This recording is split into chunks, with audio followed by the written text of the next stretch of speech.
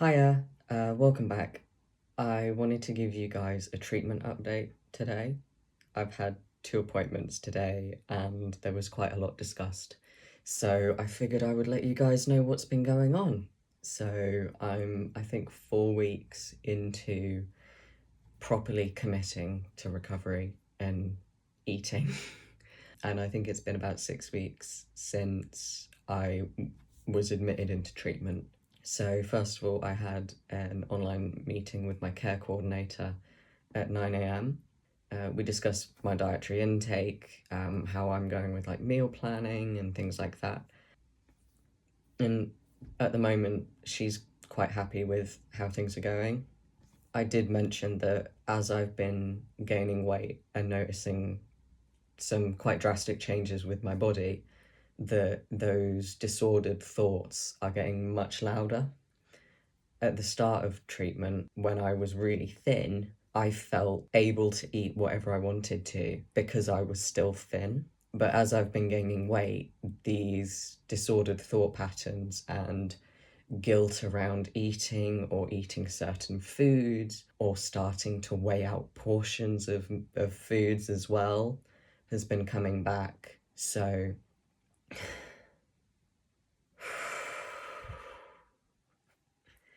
this is really physically hard to talk about. I'm fine to emotionally talk about it, but as I do, I'm struggling to breathe. It's weird because I want to talk about this stuff, but physically getting the words out is making me choke up. But yeah, so we talked about guilt, restrictive thought patterns and behaviors and things like that. So we're going to keep an eye on that, and I'm going to start trying to work harder at recognizing these behaviors and actively challenging them rather than trying to just push them away. Because by allowing those restrictive behaviors and giving into those thought patterns, not only am I doing myself a disservice in recovery and potentially leading myself to relapse in the future, but a direct impact on me today is that if I restrict how much food I'm eating at one point in the day, later on in the day, I'm probably going to eat what I would consider to be excessively. And that will lead to more guilt, which will lead to more restriction, which will lead to more eating excessively. So it feels like a bit of a tightrope at the minute. We also talked about treat foods and guilty pleasures, things like chocolates and sweets and biscuits. And she said that I really need to get away from this idea that any food is good or bad or only good in moderation. Because, yeah, if you eat only chocolate all day, you'll probably make yourself sick. But she pointed out to me, if you were to only eat pasta all day excessively, you would make yourself sick. But yeah, so we discussed moving away from those restrictive and those guilt based and those thought patterns that place a moral worth on any kind of food, which felt really relieving to hear about. But as you can probably tell, is very difficult for me to wrap my head around. Logically, I know that it's true, but it's so ingrained in me, all of these beliefs, that it's very difficult to process physically as well as emotionally. We also talked about these kind of recovery binges, I've heard them being called, where you feel like you're losing control of the amount that you eat, which I've experienced a number of times. And you just want to kind of eat through everything. And she reminded me and encouraged me to read about the Minnesota study. When you've been through an intense period of starvation, especially very intense starvation, as it was in my case, for an extended period of time, your body goes into, I think I've heard it described as like feast and famine cycles, where as soon as you start putting food into your body goes, oh my God, the famine is over. And then because your body and your brain,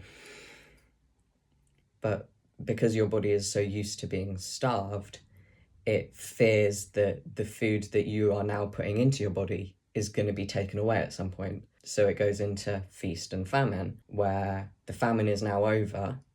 Now I need to feast on everything possible because that famine's going to come back at some point. So that's how I understand recovery binges work. Even though they're not binges, it's not the same as binge eating disorder, which is completely separate but very valid, very real, very difficult to deal with. But yeah, these kind of feast and famine cycles are exceedingly common, pretty much standard in any case of malnutrition. It's really common to see those feast and famine cycles presenting themselves with overeating, loss of control around consuming food. And also, usually, when you are having these binges, you'll tend to go for the higher calorie foods because your brain knows that the food with more calories is going to give us more energy for longer. So that's what we need to eat. Binging on vegetables isn't going to give you energy. It's not going to give you a whole lot of goodness that keeps you going for longer. It's the sugar, the fat, the carbohydrates. That's what gives your body energy. So that's what your body craves when it goes into these cycles. So that felt good to hear that it's normal, it's okay. It goes away on its own. And even if it doesn't, and it does develop into kind of like binge eating cycles, that there's therapy and there's help out there for that anyway. You're not kind of, or I'm not doomed to navigating all of this on my own, you know? I'm gonna be under this eating disorder team for a long time, like multiple years. I've got years of therapy ahead of me.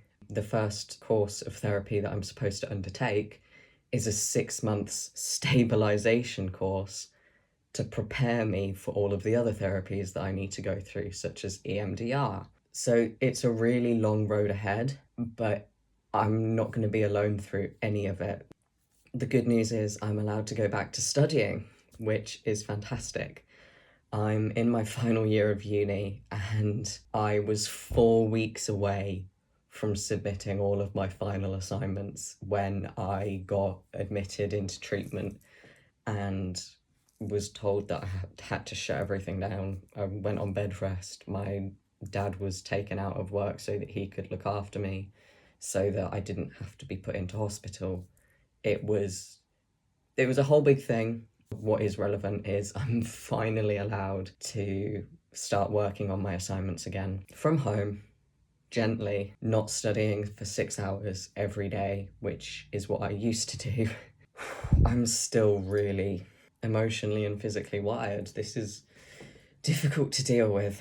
But I'm finally allowed to go back to studying. My university is also really supportive. They've offered me kind of like weekly catch-up meetings with the wellbeing team.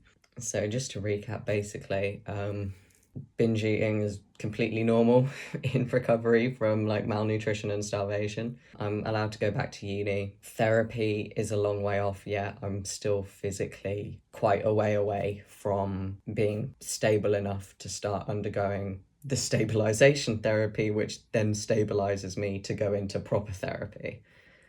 Like I said, it's a years long process. I'm not going back to work yet. I know that physically and mentally I'm not ready to, because it's not just being at work, it's also getting to and from work on public transport, and I'm not up for that physically. Hopefully in another 4 weeks we'll review it. I might even need another month off, which would be 3 months off, but at some point I will be better and I'll be able to go back to work and I'll be able to live a normal life.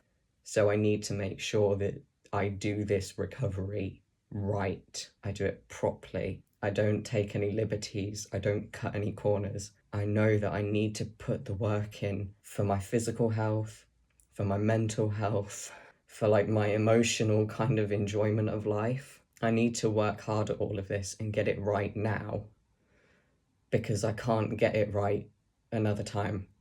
I can't stuff this up and just go, oh, I'll just try again.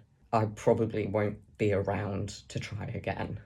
So, but I'm really glad that this probably is quite jumbled, but I'm really glad that I did get to word vomit and kind of emotionally choke up and talk to my phone for like 20 minutes, because it's something that needs to be discussed openly, and it's good for me to talk these things over so that I can start to process and understand them a little bit better than just attending a meeting, getting really overwhelmed, and going and taking a nap for half an hour, which is what I did this morning.